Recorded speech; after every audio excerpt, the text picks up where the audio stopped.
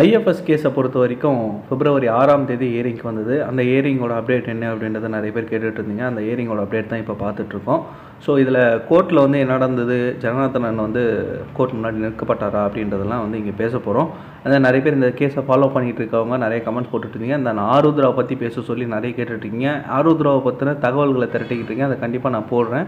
So அதை போடும்பொழுது உங்களுக்கான தகவல்கள் சரியாக இருக்கணுன்றதுக்காக நான் இன்னும் தகவல்கள் திரட்டிக்கிட்டு இருக்கேன். பொதுவெளியில் அந்த தகவல்கள் ரொம்பவும் மினிமமாக இருக்குது. ஆருத்ராவை பற்றின வழக்கு முன்னேற்றங்கள் எதுவும் வந்து பொதுவெளியில் இல்லை. ஸோ அது சம்மந்தமாக கேஸ் டீட்டெயில்ஸை நான் விசாரிச்சுக்கிட்டு இருக்கேன். அது சம்மந்தமாக ஏதாவது கிடைச்சிது அப்படின்னா அது கண்டிப்பாக உங்களுக்கான அப்டேட்ஸை நான் போடுறேன். அண்ட் தென் இப்போ இந்த ஐஎஃப்எஸ் 6ஆம் தேதியோடைய ஹியரிங் என்ன அப்படின்னா, accused 10 and accused 13 are in judicial custody. Accused 10 யாருன்னா ஜனார்தனன், 13 யாருன்னா ஜெகநாதன். ஸோ இவங்க ரெண்டு பேருமே வந்து ஜுடிஷியல் கஸ்டடியில் இருக்காங்க. A12 persons dispensed with அப்படின்றாங்க. குப்புராஜ் அவர்களுக்கு வந்து இந்த கோர்ட்டில் ஆஜராகிறதுலேருந்து விலக்கு கொடுத்துருக்காங்க. காரணம் அவருடைய உடல்நிலை அப்படின்னு சொல்லப்படுது. அதுக்கப்புறம் A1 to A6 are financial establishment, LNS international financial service, அப்புறம் ஏரிஸ் மேக்ஸன்ட் அசோசியேட் லிமிடெட், குடாம்ஸு, அப்புறம் accordians business service, consultiers corporate business service and mark opportunity development, இதெல்லாம் வந்து எஸ்டாப்ளிஷ்மெண்ட்டு இதெல்லாம் வந்து இங்கே போட்டிருக்காங்க.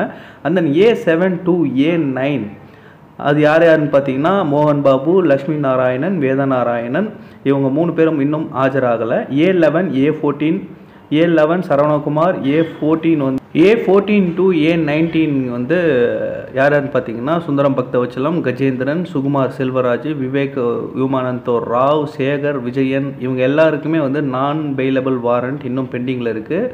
ஸோ போலீஸ்கிட்ட வந்து அதை பற்றி ஜட்ஜ் வந்து ரொம்ப காரசாரமாக கேட்டதா விவாதித்ததாக வந்து தகவல்கள் நமக்கு வருது. முக்கியமாக இதில் பார்க்கணும் அப்படின்னா இங்கே பப்ளிக் ப்ராசிக்யூட்டர் ப்ரெசென்ட் ஆகியிருக்காங்க. ஐஓ இந்த கேஸுக்கு ஒரு ஐஓ போட்டிருக்காங்க இப்போ தான். ஸோ சுரேஷ்குமார் டிஎஸ்பி அவரை வந்து போட்டிருக்காங்க. அவரும் ப்ரெசென்ட் ஆகியிருக்காரு. அண்ட் தென் அவர் வந்து சில காரணங்கள் சொல்லியிருக்காரு. நாங்கள் இந்த NWD வந்து NBWவை நாங்கள் சீரியஸாக எடுத்து பண்ணுறோம், அவங்கள சீக்கிரத்தில் வந்து அரெஸ்ட் பண்ணுறோம், இப்போ ஜனார்தனன் அரெஸ்ட் பண்ணிட்டோம் அப்படின்லாம் பேசியிருந்தவருக்கு ஜட்ஜுக்கு தெரியாதா எப்படி அவர் அரெஸ்ட் ஆனார், யாரால் பிடிச்சி கொடுக்கப்பட்டாங்க, இவங்க எடுத்த ஆக்ஷன் என்னன்றதான் தெரியும்ல. ஸோ அதெல்லாம் சொல்லி அவர் கடிஞ்சிக்கிட்டதாகவும் நீங்கள் சொல்கிறத நான் வந்து வாக்குமூலமாக நான் பதிவு பண்ணுறேங்கன்னு சொல்லிட்டு அதை ரெக்கார்ட் பண்ணியிருக்காங்க. ஸோ டிஎஸ்பி இங்கே வந்து தெளிவாக சொல்லியிருக்காரு சுரேஷ்குமார் அவர்கள்.